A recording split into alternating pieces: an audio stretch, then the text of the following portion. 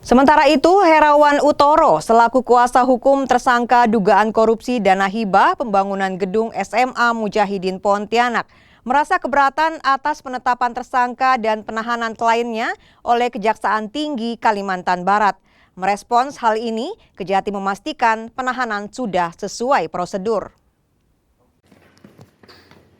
Ismuni selaku Ketua Lembaga Pembangunan Yayasan Mujahidin dan Mulyadi Rahyono selaku pembuat RAB dan Ketua Tim Teknis Pekerjaan Pembangunan Gedung SMA Mujahidin resmi jadi tersangka dan ditahan oleh Kejati Kalbar dalam kasus dugaan korupsi pembangunan Gedung SMA Mujahidin Pontianak.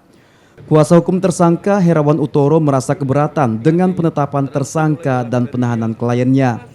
Menurut Herawan, kliennya dipanggil Kejati pada jam 12 Senin siang sebagai saksi. Namun malam harinya langsung ditetapkan sebagai tersangka dan ditahan. Herawan juga menyesalkan pihaknya tidak mendapat penjelasan dari pihak Kejati secara terang benderang atas kasus ini. Kalau adanya korupsi dalam pemberian hibah ini kita tidak tahu. Ya. Mungkin kan di media pun juga tidak jelas juga. Kayak saya juga baca media.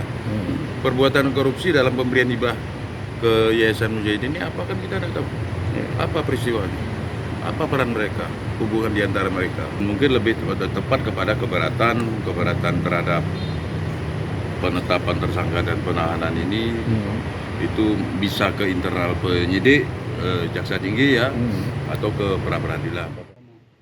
Merespons keberatan kuasa hukum tersangka, Kepala Seksi Penerangan Hukum Kejati Kalbar Iwayan Gedin Arianta menyatakan penanganan kasus sudah sesuai prosedur.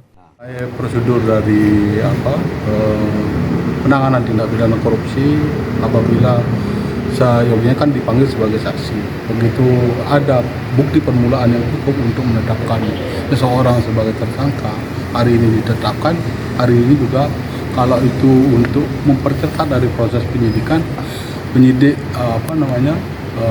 menyimpulkan bahwa itu bisa dilakukan penahanan untuk supaya tidak mengulangi tindak pidana, tidak menghilangkan barang bukti. Hari ini juga penyidik menetapkan kedua tersangka ini. Iwayan Gedin Arianta juga bilang Kejati masih mendalami kemungkinan ada tersangka lain dalam kasus ini. Doris Pardede, Kompas TV, Pontianak, Kalimantan Barat.